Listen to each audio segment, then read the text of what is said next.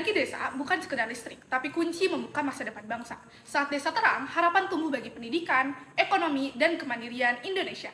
Assalamualaikum warahmatullahi wabarakatuh. Perkenalkan, nama saya Mufidah Mutmainah Almardiah Saya Farah Maliaristi. Saya Soraya Anastasia. dari Fakultas Ekologi Manusia akan menjawab pertanyaan tentang Can Indonesia Champion Global and National Partnership Amid Rising Unilateralism dengan jawaban di sektor energi.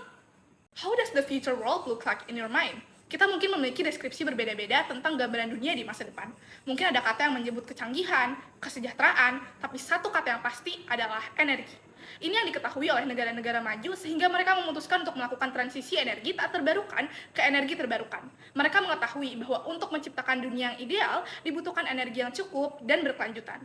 Hal ini yang mendorong Norwegia misalnya, yang mendorong PLTA hingga mampu memproduksi listrik hingga 88% dari total produksi listriknya.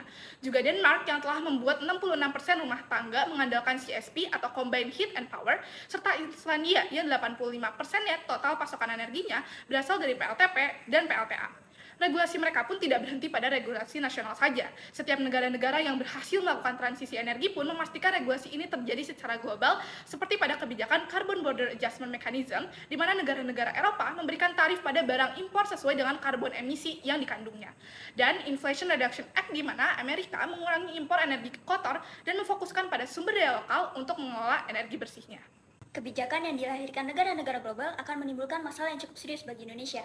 Menurut data, sekitar 67% pembangkit listrik di Indonesia masih menggunakan batu bara sebagai sumber utamanya. Hal ini akan menimbulkan beberapa tantangan bagi Indonesia. Indonesia akan mendapatkan tekanan dari global terkait emisi yang dihasilkan. Ini akan berdampak terhadap melemahnya permintaan dan penurunan harga batu bara Indonesia. Menurut data, harga kontrak berjangka panjang batubara turun 20% dan pengiriman batubara dari Indonesia turun mencapai 9% di tahun 2025. Ini akan meningkatkan risiko penghentian investasi dan akses pendanaan dari bank internasional terhadap proyek batubara di Indonesia. Setelah mengetahui bahwa energi tak terbarukan sudah tak berpotensi lagi, maka kita akan beralih haluan ke energi yang terbarukan. Bagaimana progresnya? Yang pertama, sayangnya saat ini energi terbarukan masih belum cocok untuk beberapa daerah tertentu karena kurangnya inisiatif dan SDM. Menurut The Conversation 2023, hanya 2 kota yang siap untuk menjalankan energi terbarukan, yaitu pertama Jogja dan kedua Jakarta. Sedangkan 94% daerah lainnya mengaku belum siap. Selanjutnya, yaitu menyatakan bahwa Indonesia masih belum mencapai target penggunaan energi terbarukan selama 9 tahun terakhir, di mana target kita sebenarnya adalah 19%, namun baru mencapai 13%.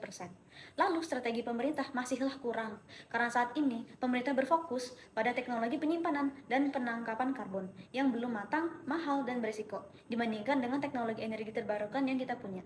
Terakhir, banyak sektor yang bergantung pada fosil. Dilihat dari data Ember 2024, sumber energi listrik di Indonesia 81% berasal dari energi tak terbarukan, di mana 62% merupakan batu bara, sedangkan hanya 19% yang menggunakan energi terbarukan.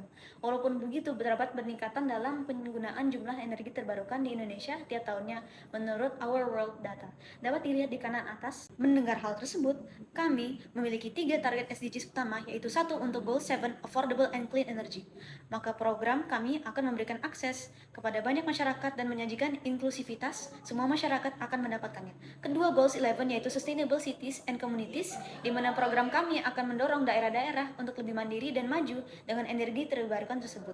Dan terakhir adalah yang utama, Goals 17, Partnership for the Goals. Dengan adanya energi terbarukan ini, kami berharap dapat membangun kerjasama dengan negara selatan lainnya yang mengalami masalah-masalah serupa. What can we do about it? Apa yang bisa kita lakukan untuk mencapai tujuan tersebut? Pertama, kita harus membangun transisi energi berdasarkan komunitas. Akan dijelaskan setelah ini.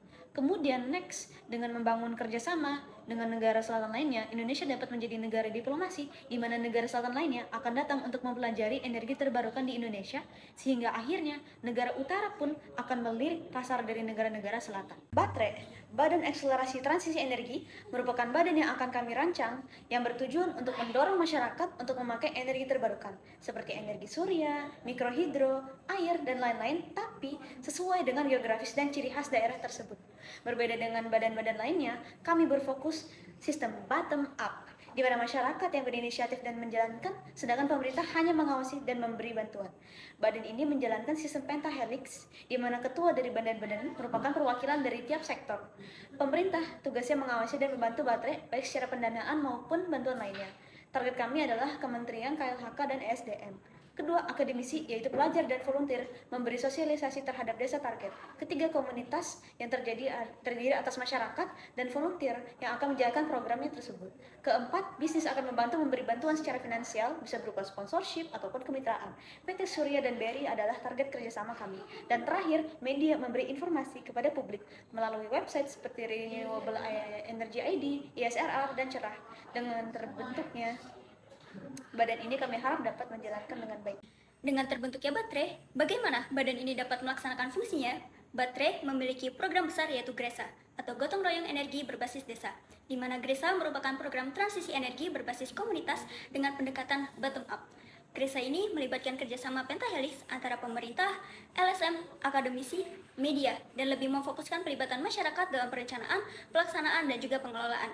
Adapun secara garis besar, pelaksanaan GRESA ini terdiri dari beberapa tahapan, dimulai dari perencanaan berupa penetapan 10 desa model sebagai percontohan, dilanjut dengan musyawarah dan persiapan desa model tersebut. Selanjutnya, pengadaan dan instalasi fasilitas. Program akan berjalan sekitar 1 tahun yang nantinya akan dievaluasi dan didokumentasi untuk dijadikan modul percontohan yang akan diadopsi dengan replikasi berskala nasional secara bertahap. Berhasil atau tidaknya program GRESA sangat bergantung juga pada pendanaan yang ada. Hingga kini, Indonesia masih memiliki beberapa kendala dalam pendanaan transisi energi bersih. Seperti skema pendanaan yang masih mengandalkan pinjaman luar negeri yang akan membebani APBN, apalagi ketika program transisi ini gagal, serta fokus pemerintah yang masih memilih menggunakan dana untuk pensiun dini PLTU dibanding pengadaan fasilitas energi terbarukan. Oleh karena itu, penting bagi kami untuk membuat skema baru yang lebih mandiri, artinya tidak bergantung pada pendanaan luar negeri, dan langsung menjawab masalah pengadaan fasilitas yang selama ini belum aksesibel. Skema ini berkaitan dengan 4 stakeholder. Pertama, baterai itu sendiri yang telah memiliki pendanaan mandiri dari pusat melalui APBN. Lalu kedua, perusahaan yang memiliki 2 skema, yakni 5% laba bersih untuk perusahaan ekstraktif dan 10% dana CSR untuk perusahaan nasional dan multinasional. Ketiga, dari masyarakat dengan 2 skema juga, yakni crowdfunding dan koperasi energi.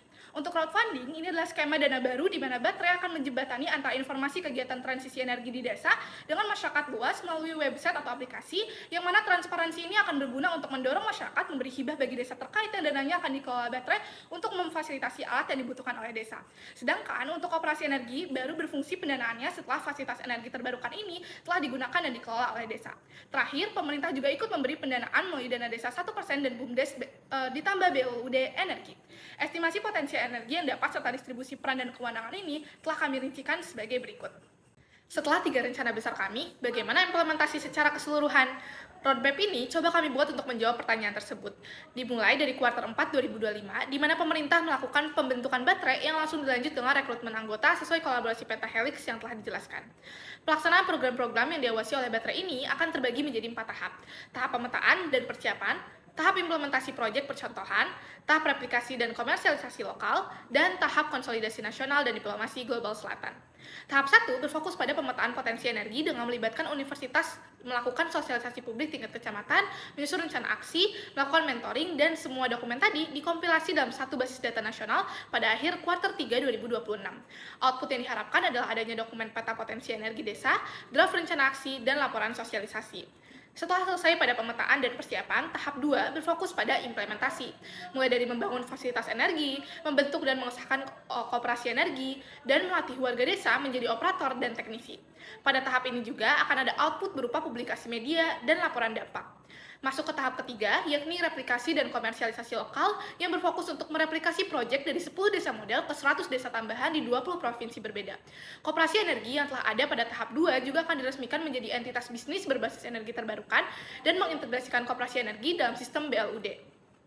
Hingga tahap 4 adalah konsolidasi nasional dan diplomasi global selatan. Untuk mengaplikasikan jawaban kami yang mengajukan sektor energi sebagai sektor yang mampu membawa Indonesia lebih unggul pada kemitraan global, bahkan di tengah unilateralisme ini, kami memastikan bahwa akan ada link back pada permasalahan utama kami. Mulai dari mengesahkan undang-undang transisi energi berbasis desa, sehingga akan lebih banyak lagi yang pada akhirnya mengikuti program ini, lalu menginisiasi South-South Energy Forum bersama minimal 5 negara global South, dan mengirim delegasi komunitas energi akar rumput Indonesia ini ke konferensi perubahan iklim PBB tahun 2034 untuk showcase keberhasilan transisi berbasis desa. Baterai dengan programnya yaitu GRESA diproyeksikan berdampak besar di 5 aspek. Dari sisi people, akses energi bersih meningkatkan kualitas hidup masyarakat desa. Di aspek planet, emisi berkurang lewat energi terbarukan dan juga pemanfaatan dari limbah. Untuk prosperity, koperasi energi mendorong ekonomi lokal dan membuka lapangan pekerjaan. Dalam hal peace, pengelolaan energi oleh warga memperkuat solidaritas dan juga ketahanan desa. Dan dari sisi partnership, Indonesia bisa tampil sebagai pemimpin transisi energi komunitas di tingkat global, khususnya Global South and South.